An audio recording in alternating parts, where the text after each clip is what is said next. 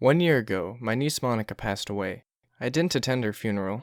I was in the army at the time. I only know that heart failure was the cause of death. She was my sister's daughter. Monica was born a healthy child. Her grandparents doted on this cute baby. She was laughing all the time and was hardly ever ill, but at the age of 3, she stopped speaking. She remained completely silent and had nightmares. She started screaming and crying at night, saying nothing about what was happening to her. According to Rita, my sister, it seemed as if there was a lock on her mouth, since there weren't any reasons for such behavior. My sister went to various specialists, who said Monica might have been offended by someone in kindergarten.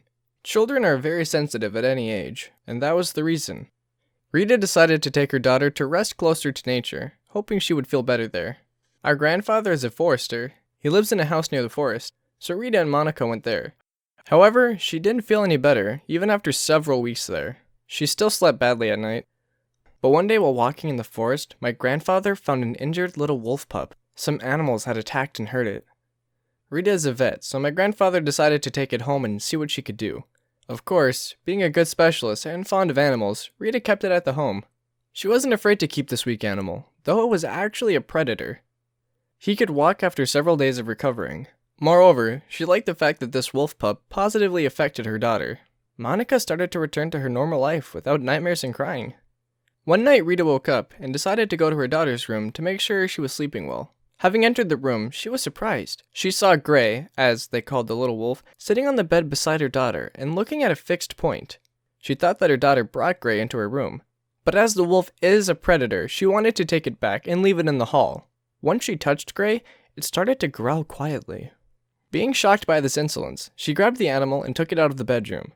After doing that, she wanted to sit in the kitchen and drink some tea. After about 10 minutes, she could hear the wolf pup growling in front of her daughter's room. She opened the door and Gray jumped onto the bed again and was sitting in the same position. Overall, they had been living in that house for a year. Gray was becoming a more independent wolf. The animal was a great hunter, spending daytime in the forest and coming back in the evening. He was still sitting on Monica's bed, looking at the same point and growling from time to time. Rita didn't really mind that because her daughter's condition actually started to improve once she was around the wolf. Over the course of just a year, she started to become a normal child again, one who plays, smiles, and sleeps well.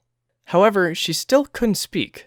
Finally, my sister decided to move back to the city, closer to civilization, so to say, and also because there was more work for her there. She thought that Monica was feeling great, and maybe she just lacked communication skills with other children. She didn't worry about Gray. She knew it was strong enough to survive without her assistance.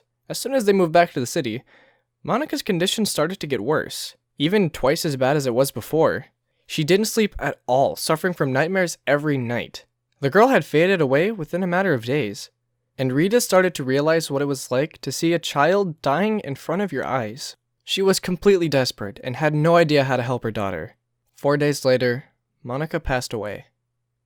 Words can't express what Rita was feeling in that moment.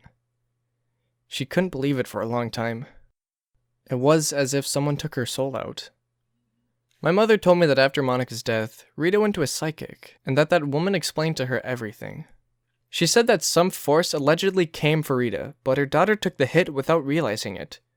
Having seen that, God sent an angel to her. That angel was Gray.